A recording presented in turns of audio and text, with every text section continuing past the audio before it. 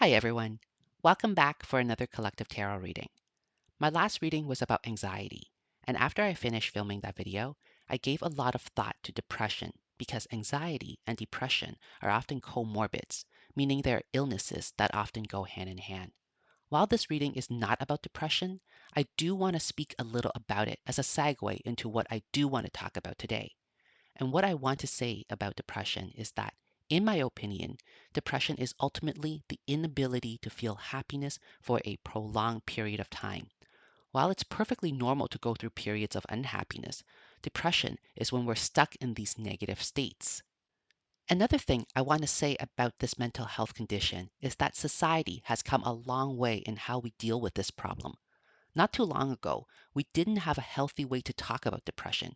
People who weren't mentally and emotionally well were called crazy, and crazy people get put away in mental institutions. Today, we have a lot more resources dedicated to helping people with mental illnesses. We're much more open to talking about it, and as a result, those who have these conditions are much more likely to admit to it. While I definitely think we're heading in the right direction, I also think this is a bit of a two steps forward and one step back kind of situation. I feel like the conversation around depression is still in the initial stages of demanding acceptance from society, and we need to move beyond that before we get stuck there. While acknowledgement of a problem is essential to the solution, acceptance isn't. If we accept the situation as it is, we risk becoming complacent. I don't want to see society go from fear and rejection to believing that it's okay to be depressed. It's not okay. Depression is literally the opposite of okay, and we as a society need to want and believe that we can do better than to simply coexist with this awful condition. Yes, it's empowering to talk about mental illnesses, but only if we speak with the intention of a solution. And what's the solution? The cure for depression is obviously happiness. So, why aren't we shifting our focus from talking about depression and mental illnesses to how to become happy and healthy individuals? In an attempt to shift the focus of the conversation, today's reading will be about happiness. What is it, and how do we achieve it?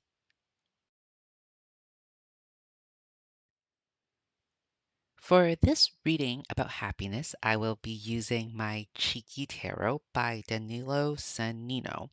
I am using this deck because it's super cute and cute decks make me happy. So here's the actual deck, and I am going to be choosing my cards now. And before I do, I just want to let you know that I will be choosing in a slightly different manner today. Normally, what I do is this: I will spread out the cards and then pick from them. But you can see how this deck, these cards don't fan out well, and they kind of spread out in distinct chunks like this. And there is a solution to this, guys, if you are interested. There is this thing you can buy called fanning powder, and it is really thin white powder. It almost looks and feel like baby powder, and you just put a very thin coat on it. And after you do, they should smooth right out. And if anyone's interested, leave a comment. Let me know. Maybe I'll do a video on it because I do plan on doing that process to this deck eventually. But until then, when decks don't fan out well, what I do is I just cut the decks to get the cards I need. For this particular reading, I will be doing a 4 card reading. And so here's my 4 cards.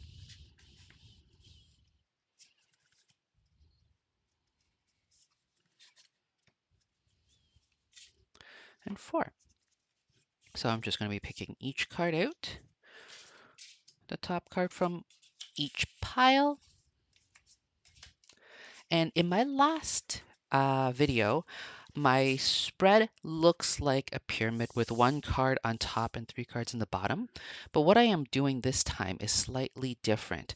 It is still a 4 card reading, but I am going to be laying them out like so in this style. And in this reading, each position will have a designated meaning, and they are 4 cards standing for the 4 elements, so fire, water, air, and earth. And they can also correspond to the 4 minor arcana, so wands, cups, air, and pentacles. And the order isn't particularly important. For yourself, if you want to do this spread, you can associate with the four cardinal directions and then in turn associate the element to the directions that you correspond them with. It doesn't really matter as long as there is a designation for the four elements. And the four elements in this sense represents the four aspect of our lives. I think this particular spread is a good one to use for happiness because we want to see what are all the elements in our lives we need in order to make ourselves happy. So here we go. I'm going to just start by flipping them all over first and then interpret them one at a time. And then we will wrap them up, give a nice little summary once we see the cards individually for what they are. Okay, so the first card here is the Seven of Swords in the position of Wands or fire. And this position stands for our desires, our motivation, our drives. What motivates us in terms of happiness? And here it's kind of ironic to see like what we traditionally call one of the quote unquote negative cards, which is the Seven of Swords. And it talks about dishonesty, and it's sometimes called the thief card. So here's a person walking away in a sneaky manner as though he's stealing these swords from the group he's left behind. So why do we see this card in the position of wands and to discuss the topic of happiness? So let me think about this for a second.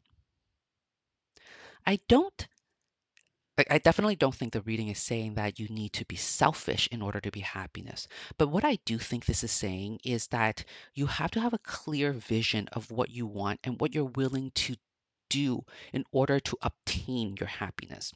And we'll come back to this concept in a bit.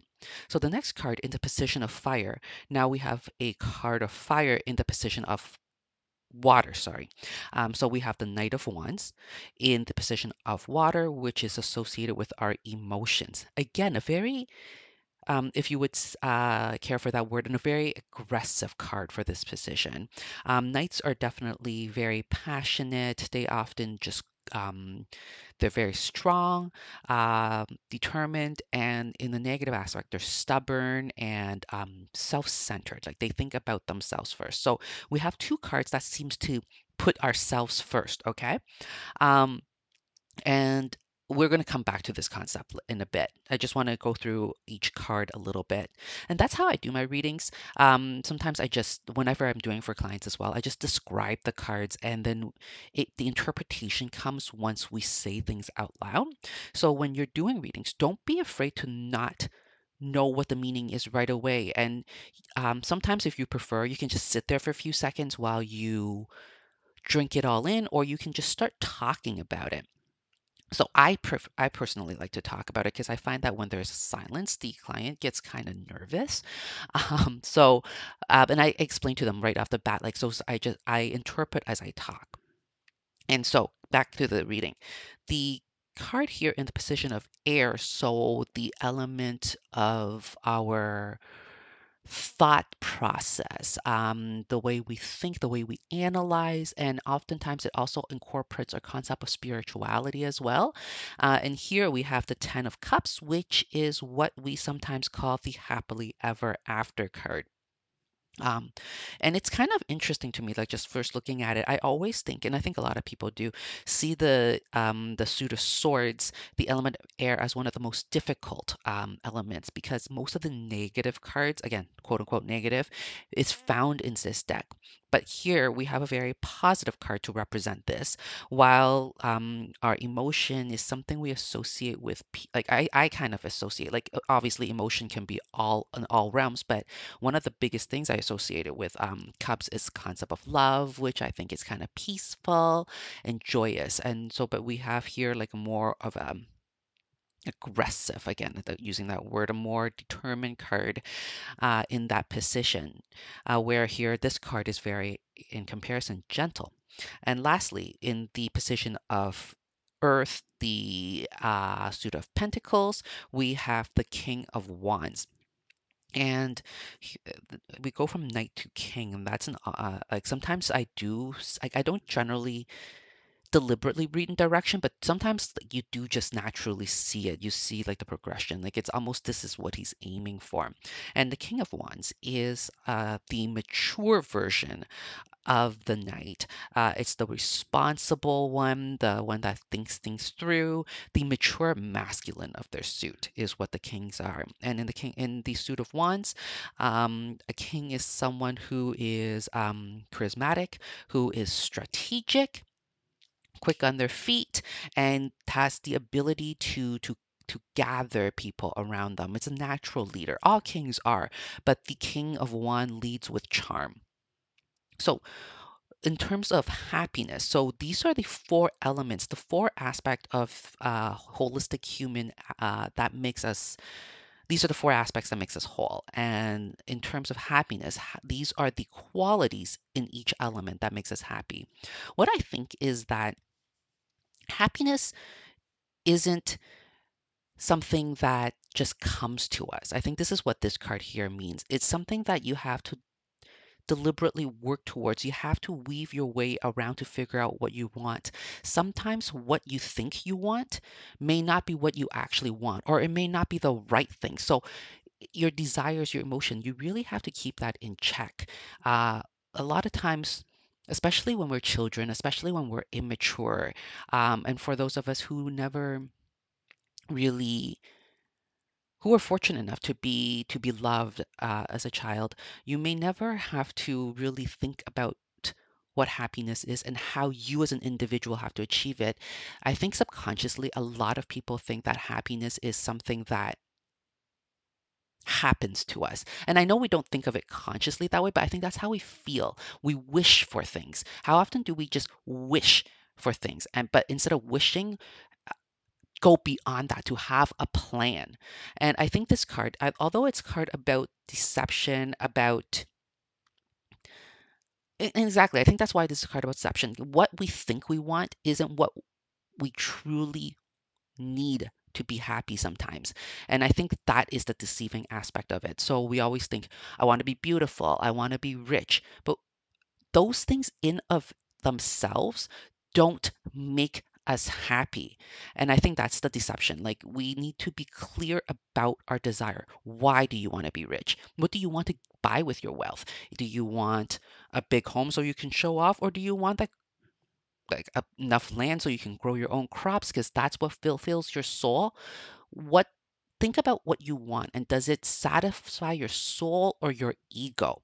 And I think that is the message here, your desires. Oftentimes our desires, if unchecked, does not actually lead to happiness. And I think in this day and age, in the age of social media, where we're so influenced by external that we don't even stop to ask ourselves what we truly want.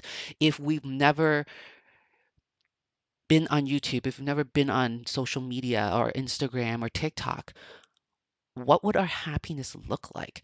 Would we want that expensive brand clothing and shoes and handbags, or do we want to just cuddle up with a really good old book? Do things what makes us what we consciously go after or wish for, is it what makes us happy? And I think this is what this card here means.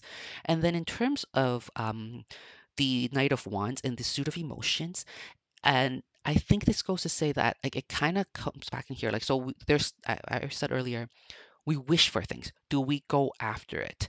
This card in this the Knight of Wands in the realm of emotions means that we have to go after what we want. We have to actively take actions. We can't just wait for Mr. Perfect or Mrs. Perfect to just come into our lives. We can't wait to win the lottery for us to feel financially secure. We have to actively pursue our joy. And I think that's what a lot of people don't know how to do in this day and age. And I'm not saying this in a judgmental way. I myself included. I feel like everyone feels a lot of things, but how do how often do we actually take control of our emotion as opposed to let it run wild, especially the negative ones? I think a lot of times I take my happiness kind of for granted, and when I'm unhappy, I just feel helpless and victimized, and I don't know how to get myself out of those situations sometimes. And this card is reminding us that whatever we feel, we have to take responsibility for, no matter what is happening in the world, no matter what the external circumstances are, no matter how legitimate our pain, our fear, our anger is. At the end of the day, we are the ones who can get ourselves out of that. We can't wait for the government to change the laws. We can't wait for our neighbors to be kinder to us. We can't wait for our partners to take all our pain away. We can't wait for our friends to ask us if we're okay. Like, what if they're not there for us that particular day? Are we just going to sit and wallow in our pain until someone comes and do something for us? And I think that's what happiness is. The ability to take control of your emotions is the key, one of the key factors to happiness. And here in the element of air, our thoughts, we have the Ten of Cups. And I think this is a reminder to say that happiness is, it's a lot simpler than we think in a way. The I think the actions are hard. It's hard in actions, but it's really simple in concepts. And I think a lot of times we're unhappy, we go through depression, is because we overthink things. I think for all of us, like I know this is a happily ever after card, and when we think of the term happily ever after, we think of like fairy tales and these childish. It's almost because we think when we listen to fairy tales when we were children, so we think of these things as childish, but oftentimes it is the things we want as children that makes us happy, the simple things, love in our lives, family, friends, and keep it simple. Don't overthink it.